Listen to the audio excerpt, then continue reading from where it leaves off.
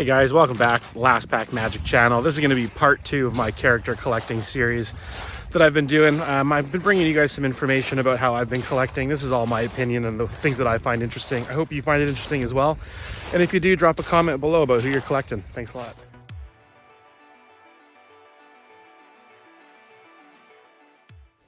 We've been talking about these collections as the museum collection, and what we mean by that is that it's well curated and that the items that are in it have a theme. So when you're walking through an art gallery like the MoMA, the Museum of Modern Art in New York City, you notice that they do not own all of the modern art that exists in the world, or they do not own all of the work from one artist. But they have a variety of items that are displayed in a way that makes sense and that are fun to view and that appear as a collection. This is what we're trying to do with the character collection. So in the previous video, we covered from original appearance until 1999. And in this video, we're going to address 2000 to 2014 and keeping to our theme of the museum curation.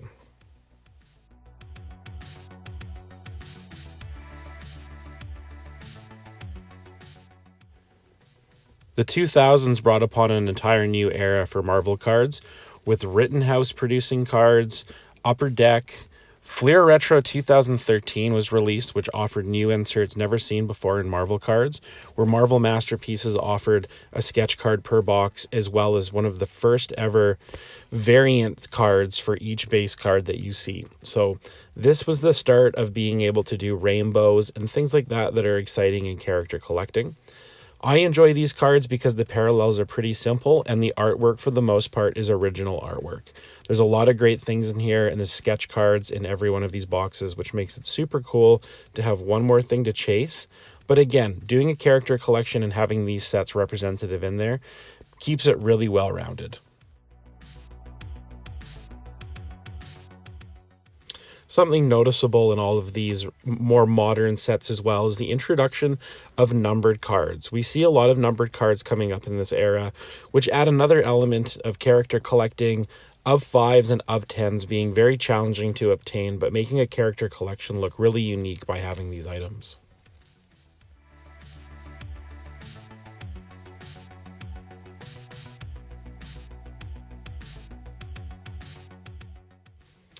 With the new sets that were released in the 2000s, we got a glimpse of what sketch cards were going to look like in the modern era. Lots of these boxes contained one sketch card per box, which by today's standards would be a lot. So these were items that made for a great character collection, or people who were collecting by artist or by set, trying to collect every artist that was on the set.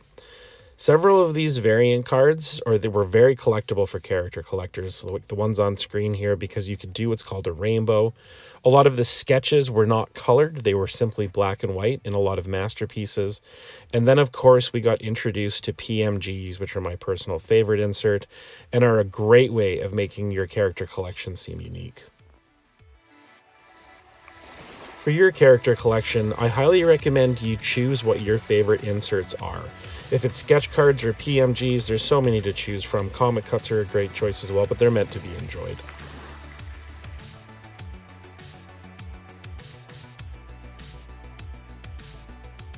Something we discussed in the last video was having a criteria for your character collection. And I want to stress that for this part moving forward as well. Having a criteria is definitely going to make your collection unique, look cohesive, and look like it's a museum quality curated project that you've put together. I really look forward to seeing how you guys have made out and letting me know which characters you guys are after. With the wide print run that went on with sketch cards during this period and other inserts, it's very important to keep your criteria dynamic and consistent.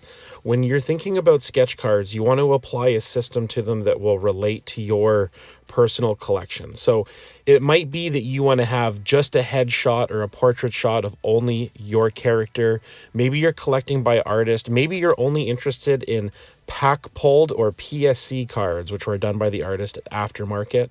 APs are unlicensed card stock as well, so those could be part of your collection or not. But it's a very good idea to have a definition of what you're going to collect with these inserts.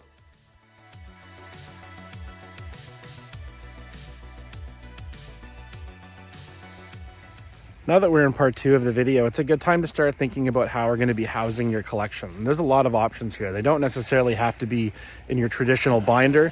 These can be stored in magnetic top loaders and kept in a Pelican case. They can be in sleeves and just loose inside of your shoebox under your bed, or it can be in a top loader binder or a traditional binder. There's a lot of different options. We'll be discussing some of those and showing a few different methods, but this is a good time to start thinking about how you're going to be housing the collection of cards that you've put together. Like any museum quality collection, you want to store your collectibles in a way that is classy, organized, and readily accessible. Top loader binders are a favorite amongst character collectors, as well as magnetic top loaders, and storing these cards in Pelican cases. I'll list at some point a variety of the ways that I've done it over the years, and I've settled on enjoying the top loader binders. I've included some Amazon searches here just for a general idea of what the products are. You can collect them at your own pace or whatever product you want. These are just a couple that came up so I could provide some visuals for what it looks like, but this is a great way for storing a collection. In part 3 of this character collecting video, we're going to be talking a bit more about e-Pack, but storing your collection on e-Pack is another option. I thought I would show it here just because there are sets from around this era that started to appear on there, such as Masterpieces 2016 by Joe Jusko, but e-Pack is definitely a place where collections are stored long-term and they're held digitally, even though the cards are physical and can be shipped home at any time or traded with other collectors just digitally or through physical trading if you're willing to ship.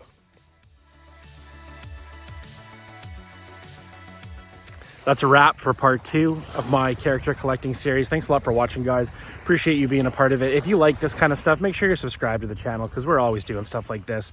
We do live streams, we do lots of fun things, box breaks, but this information about how I'm collecting might help you guys put together something really interesting, some stuff I've never thought of, and really look forward to seeing your creative twist on it.